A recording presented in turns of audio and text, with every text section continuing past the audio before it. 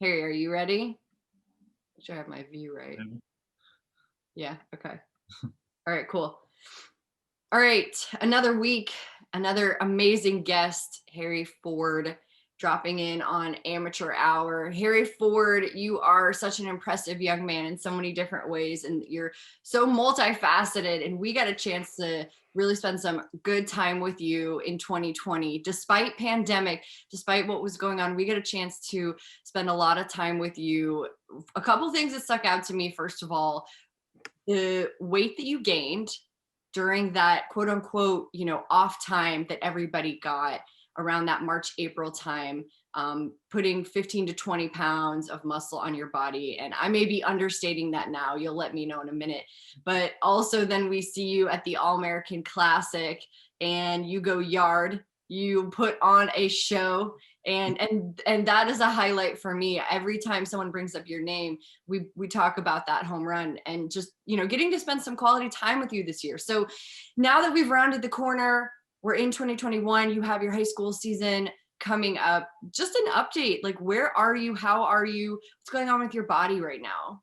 Um, I've been really good. I've over the last like really off season, I think I've gotten to know my body a lot more than I did before, and not just like knowing how far I can push it and how far I can like I can gain muscle, but how to move certain parts of my body with like without like trying to force it, and like knowing how to move my body to get the most power out of myself.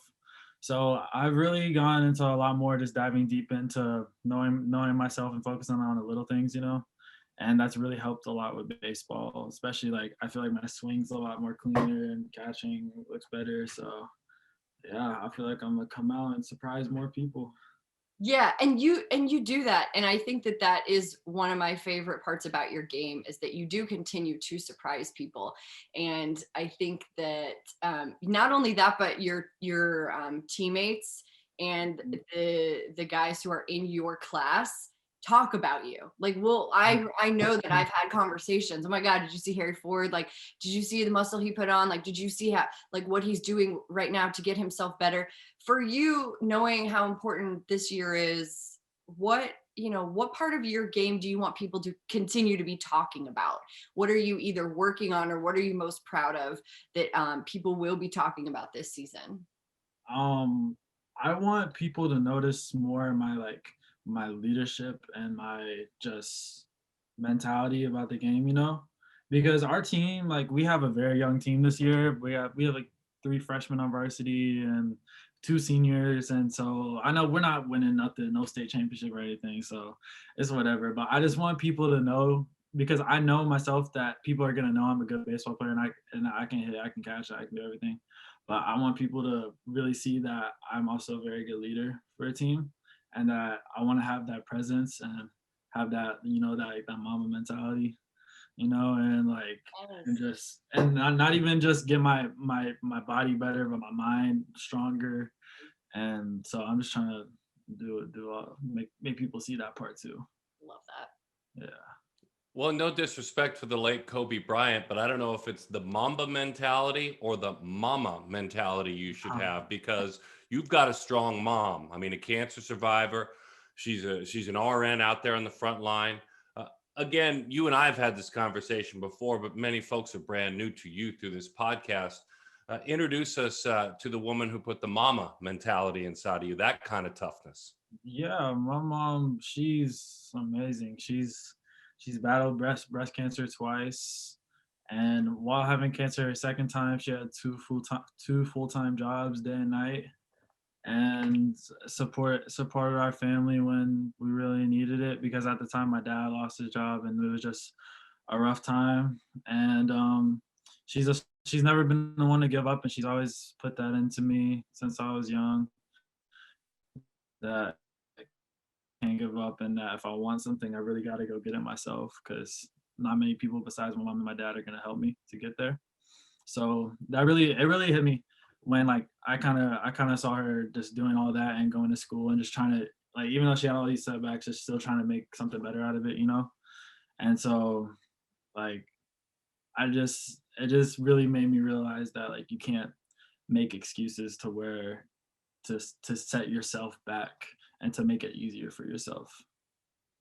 Yeah, to quote Harry Ford from about a minute ago, if you want something bad, you've got to go and get it yourself. What do you want really badly? I want to be in the Hall of Fame, man. I mean, I'm not even like I want to set my goals big because I know I have the absolute like chance and probability of being a Major League Baseball player and making it to the big leagues, and like I'm not even worried about that, but like I want to be like the best to ever play. Like, I want people to be like they want to try to swing like me and try my batting stance and stuff like that. And I want to have a book one day too. Nice. A book written by you or a book written about you? You want to co-author it? Nah, but like I just like because I really like the whole like mentality and just like stuff like this. Like I have this book. I've been reading it. It's called Relentless This, and it's like it has opened up my mind so much more to how like people like Kobe Bryant, Michael Jordan, and Dwayne Wade, just like how they think and how their training correlates with that and why that puts them so much like head and shoulders above everyone else. And so I just been trying to like emulate that and put that into my game too.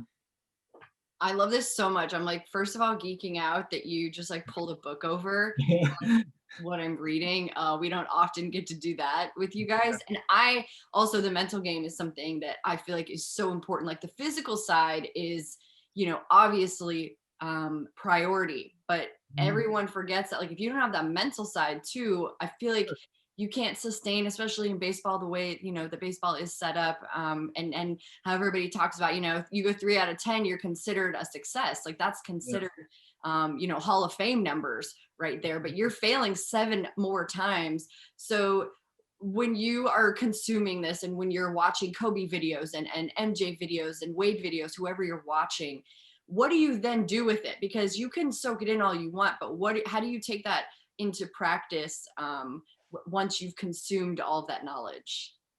I kind of the way I kind of do is I try to put it all into practice, like during practice, Yeah. because I know, for example, for me, I know when I'm hitting off a tee, like there's no reason to where I can't hit the ball in the same place every time, and why I can't get backspin every time. So I expect that out of myself when I'm at like practice, and when it's like it's not nothing special, nothing big. So I put that in place, and in the game, I've really learned to sort of accept not accept failure, but accept that I can't be perfect every time, and accept that sometimes you just get beat by people and that they just win against you.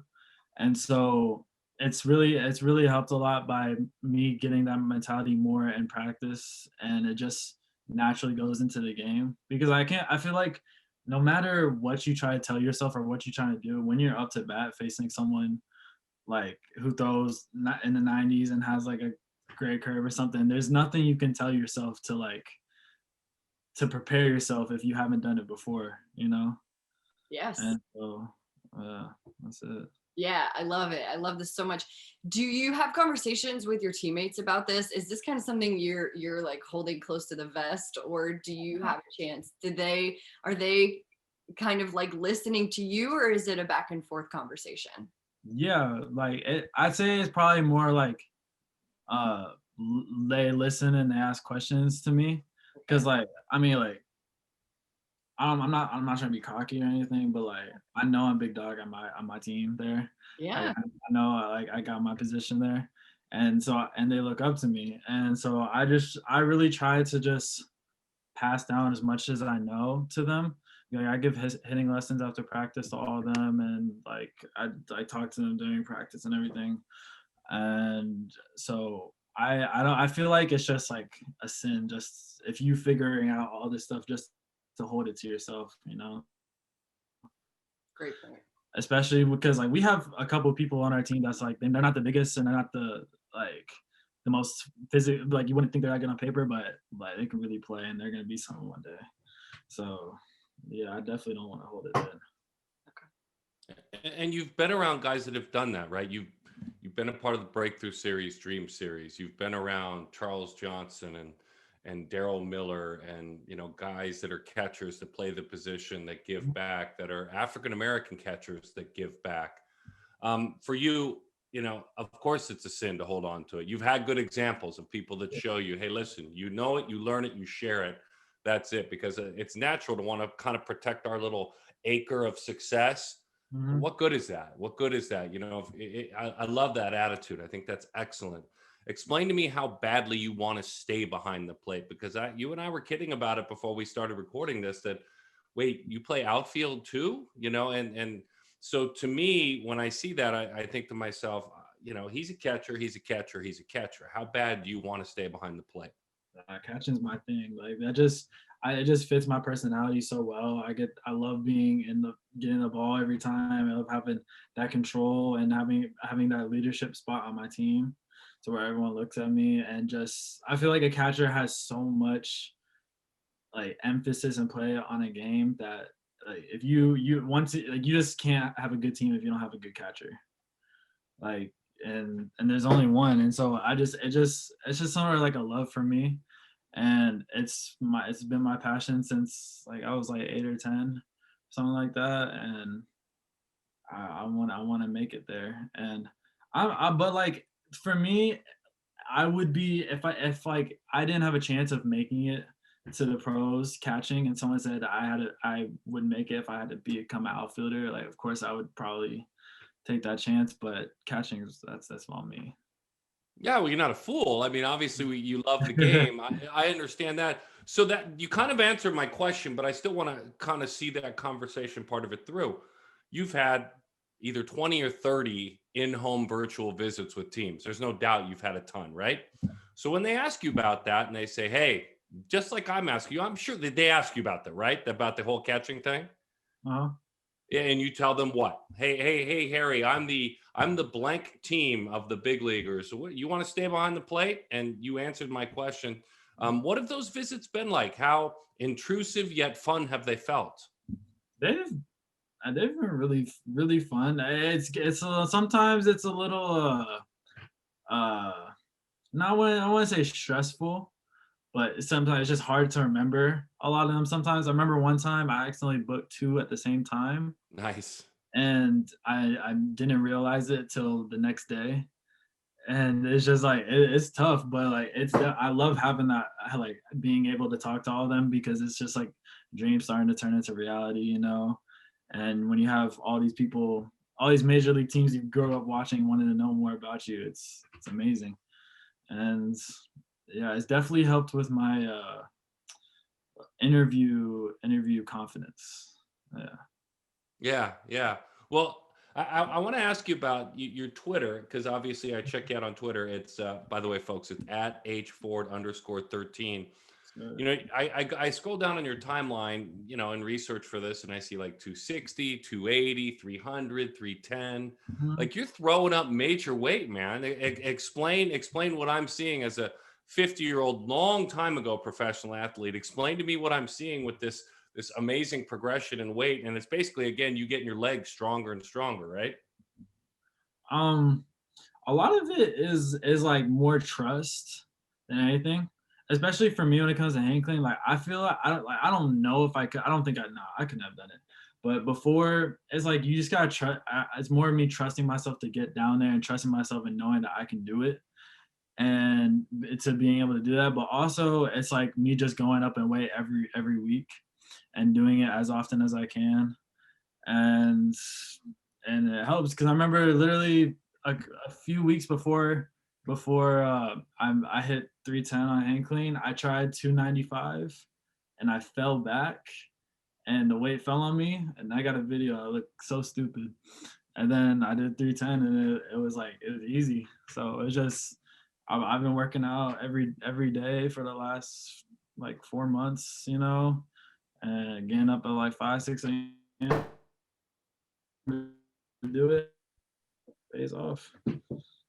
That's definitely Mamba right there. You are truly following in the footsteps. I love it. And keep doing it. Like I think that if you can figure out the mental part and how to kind of like help your brain and teach your brain those things as much as you're teaching your arms and your hands muscle memory. I feel like you're unstoppable at that point. So that's awesome, dude. And I know that it's been a treat for Darren and I to watch you grow in this in this space. And I'm excited to see what's next for you. So thanks for sharing some time with us. Of course. Thank you so much. Appreciate it, guys. Awesome.